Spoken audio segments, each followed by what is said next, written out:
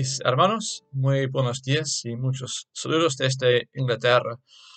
Es un privilegio tener esa oportunidad de compartir una reflexión con ustedes. Y me gustaría tocar uno de los temas más fundamentales en la vida, el tema de la identidad. La pregunta ¿quién soy? Es a la vez una de las más básicas y las más complejas que existe. ¿Cómo definirías a ti mismo?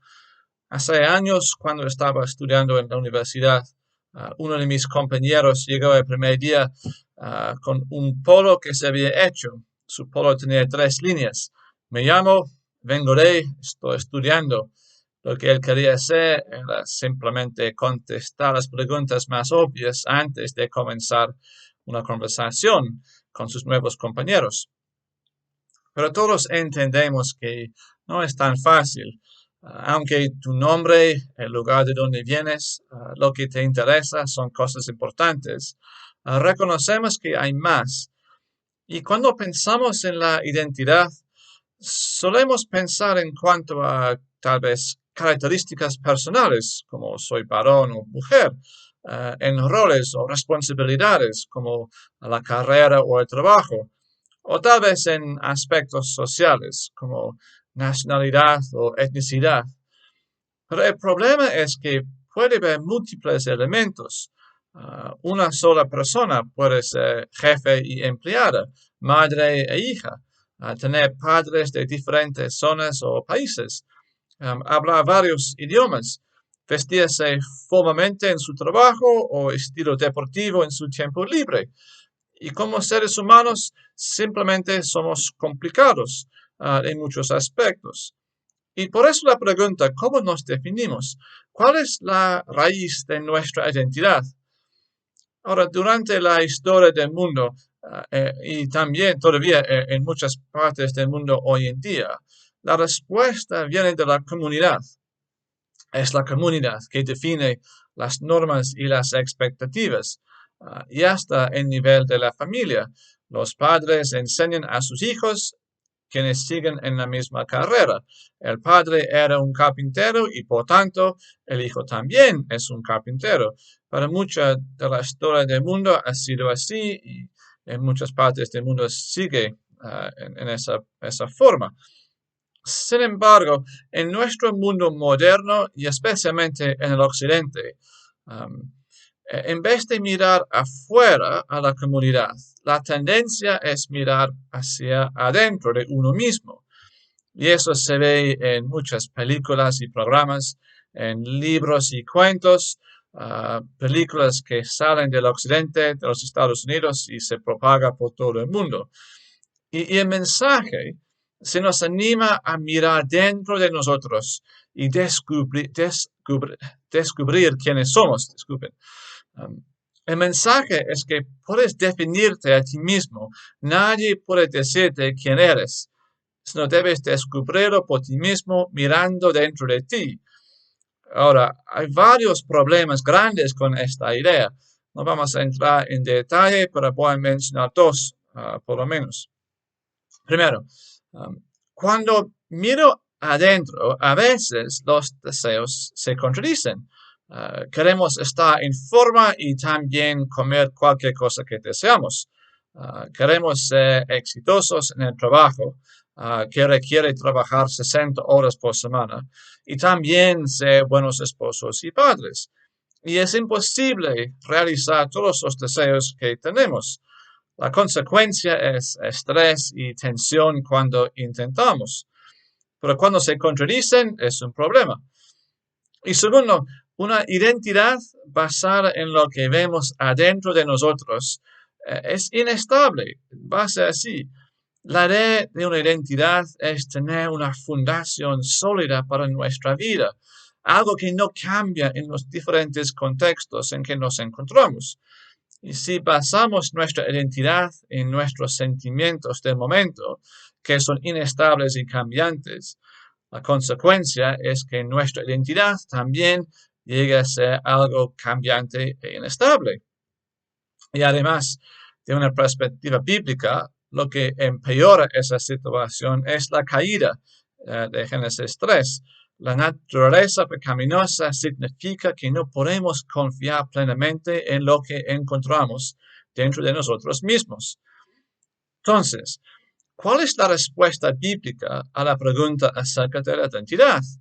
Y ahora vemos las buenas noticias, porque como creyentes tenemos una respuesta y una visión que es mejor que cualquier otra que el mundo puede ofrecer.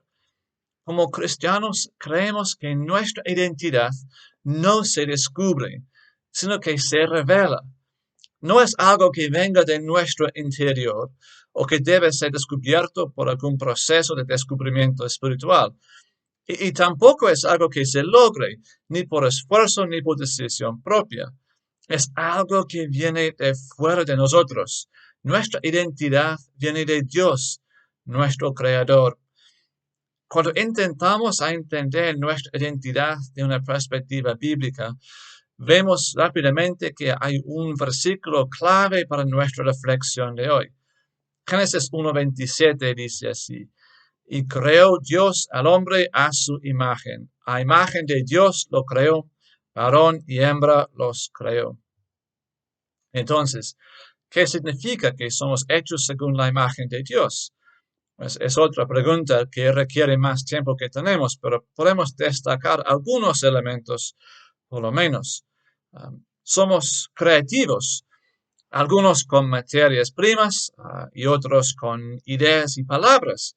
Pero la capacidad de crear es porque somos hechos a la imagen de un Dios creativo. Somos espirituales. Sabemos que somos más que la suma de nuestras partes físicas. Entendemos como seres humanos de manera innata que lo espiritual es tan real como lo físico. Y entendemos que cuidar el lado espiritual de nuestra persona es tan importante como cuidar el físico. Somos morales. En la misma manera que existen leyes naturales que gobiernan el universo, también existen leyes morales que gobiernan el comportamiento humano. Y además de todos estos, que somos creativos, somos espirituales, somos morales, además somos relacionales. Dios es un Dios relacional. Y también nosotros, como seres humanos, somos seres relacionales. La primera vez en la narrativa de la creación que algo no es bueno es cuando Adán está solo, Génesis 2:18. Y como seres humanos no solamente tenemos la capacidad de relacionarnos, sino necesitamos relaciones. Es parte de nuestra creación. Ahora, este mensaje ciertamente es buena noticia. Somos hechos según la imagen de Dios. Pero hay más, porque cuando aceptamos a Jesús como nuestro Salvador, la situación llega a ser aún mejor. En cuanto a la imagen de Dios, Jesús es la mayor expresión de eso, ya que Jesús es completamente humano y completamente Dios. Ningún ser humano ha vivido jamás la imagen de Dios como lo hizo Jesús, porque Él también es Dios. Entonces, aceptar a Jesús como Salvador es entrar en el proceso por lo cual Dios cumplirá sus propósitos originales al crear a los seres humanos. Romanos 8:19 dice que Dios nos predestinó a ser hechos conforme a la imagen de su Hijo. Y el proceso de santificación que sucede en nosotros nos está renovando y convirtiéndonos en lo que Dios diseñó que fuéramos en primer lugar. Mientras vamos creciendo en conformidad a la imagen de Cristo, también estamos reflejando más y más nuestra verdadera identidad según la imagen de Dios. En este sentido, a medida que nos movemos más como Cristo, nos movemos más como los seres humanos según nuestro diseño original. Ahora, hasta este punto puede ser que todo suene un poco filosófico. ¿Qué significa todo eso en la realidad? Entonces, ¿cómo debe afectar nuestras vidas? Pues principalmente tenemos que entender que nuestra identidad, según la imagen de Dios, nos da dignidad y un valor inmenso y lo da a cada ser humano. No importa de dónde vienes, no importa qué idioma hablas, no importa la riqueza o pobreza de tu familia, no importa las opiniones de los demás, no importa lo que ves cuando miras adentro. Eres hecho según la imagen de Dios y por eso tienes una dignidad y valor inmenso. Dios, el Creador, te ha hecho así y es Él quien te describe tu identidad. Y esa idea tiene implicaciones grandes para nuestra ética, porque la Iglesia lucha a favor de los derechos de los no nacidos, porque la Iglesia lucha en contra de la pobreza. No es por ninguna posición política ni una corriente en la cultura, simplemente es porque reconocemos el valor de cada ser humano hecho según la imagen de Dios. Y obviamente estas consecuencias no son simplemente para la Iglesia o para temas grandes así. Cada persona con quien te encuentras en tu vida diaria es un ser humano hecho según la imagen de Dios y tiene un valor inmenso, una dignidad inherente.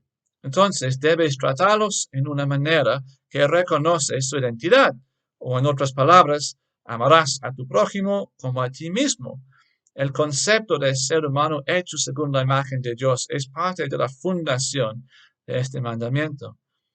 Y la importancia de entender esta definición de nuestra identidad también es importante para nuestro servicio a Dios.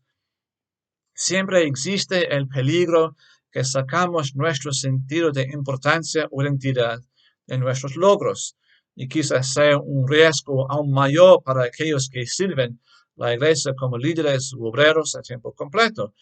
El riesgo es que su identidad se arraiga en su rol o su posición. Pero ¿qué pasa cuando alguien critica tu trabajo? O cuando cometes errores?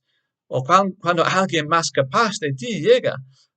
¿O qué pasa si Dios te llama a dejar este ministerio y esa posición pública? Puede ser que lo tomas a pecho y es como si copiara tu propia identidad. Este tema de identidad no solamente es para los jóvenes, sino para cada persona, y especialmente para los que sirven la iglesia. Por 11 años vivimos en Perú y servimos al Señor en un país que ahora está cerca a nuestros corazones. Y en 2017 seguimos al llamado de Dios y nos mudamos a Inglaterra para empezar desde cero. Dejamos nuestra iglesia, nuestros amigos, nuestros ministerios, todo lo que habíamos llegado a amar durante los 11 años anteriores. Fue un golpe grande, pero poco a poco en los últimos años hemos aprendido que nuestra identidad no tiene que ver con ninguna de estas cosas. Esté en Perú o en Inglaterra, sabemos que somos hechos según la imagen de Dios. Estamos en Cristo y somos hijos adoptivos del Dios viviente. Y estos hechos son la fundación de nuestra identidad. Y estos hechos son buenas noticias que todo el mundo necesita.